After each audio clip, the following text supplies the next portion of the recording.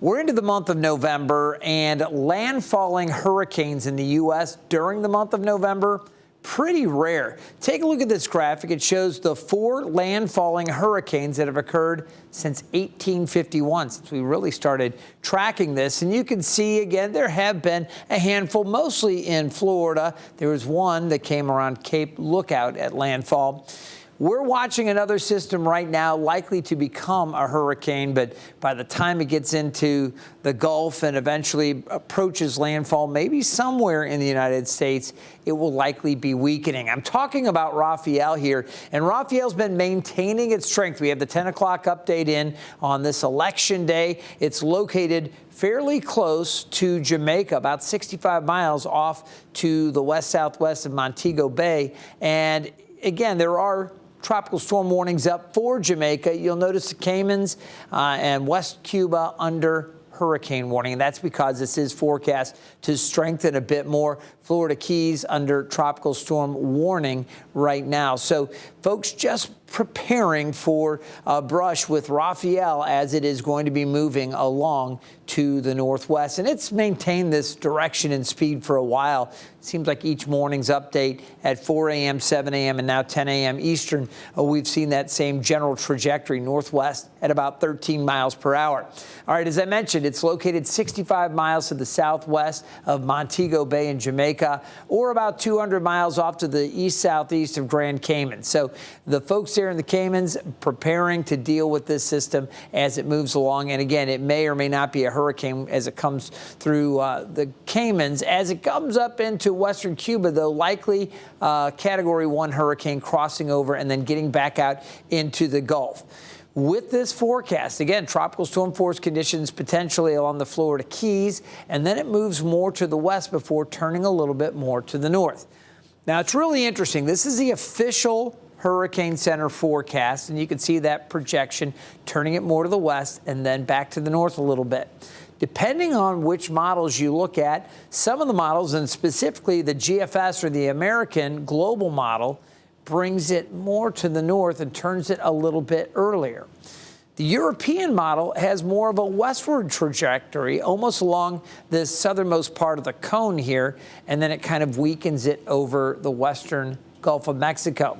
In both scenarios, you'll notice how this system gains strength, it becomes a hurricane, but then it weakens as we head through the weekend and it encounters some shear. That wind shear is going to disrupt it and should weaken it back to a tropical storm and potentially maybe wipe it out before making landfall if it follows more of the European track. So that's the official forecast. Take a look at the two models in comparison. I'm going to show you the GFS, and I'm going to show you the Euro. And the Euro's in red, the GFS is in yellow. You see how they're both in very good agreement that it's going to get better organized. It's going to intensify.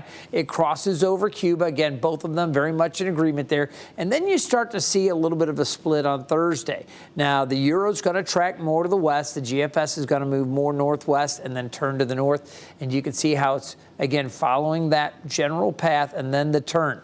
Notice how the GFS is weakening it before it brings it up towards maybe Gulf Shores or towards Mobile Bay.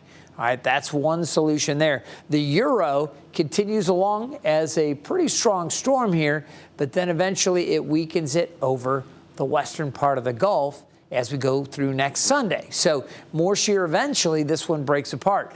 Neither one of these look like, as the models are projecting right now, a catastrophic hit to anywhere along the U.S. coast. It would be a rainmaker. There could be some surge. There could be some very heavy rain associated with that system, even as it weakens. And again, those are just model projections. The Hurricane Center puts it right in here with a tropical storm force and projected winds around 50 miles per hour. So nobody wants to deal with that, but that is the potential from the Hurricane Center. I just wanted to show you how the models do weaken it in both those cases. So that's the two global models. Here's another look at the GFS model, and this is the American one, which again makes that turn to the north a bit. You can see again that most powerful part of the system located right here is the heavier rains on that east side. And then as it comes up, starts to encounter some shear, and eventually it weakens. Still, a lot of moisture coming into the southeast U.S., and that rain eventually kind of gets picked up with the next system coming through.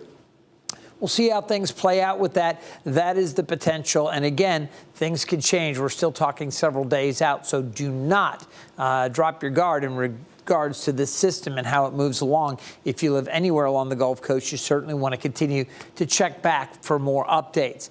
Again, the Euro, a little bit more on that westward track, the GFS going off to the north, and a lot of the spaghetti plot kind of following that general thinking. Hurricane Center puts it right in here as we go along, and it does weaken it a little bit out over the course of that forecast. Aside from that, there's another area with about a 20% chance of development. We'll see. Again, it might be a little bit better organized. Could see some more rain as it heads towards the Turks and Caicos and eventually the Bahamas. We'll see. Of course, we want to continue to monitor what Rafael does as it moves along and how things may play out. It may be a little disruptive to that.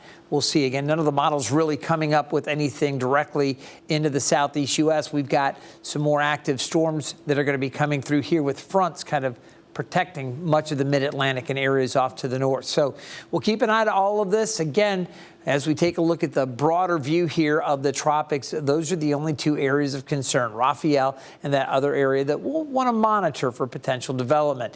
Now that we're into the late part of the season, November, things should be winding down. Rafael, the only name system. The next name on the list is Sarah. As you can see, though, that tropical activity should be winding down as we finish out the season.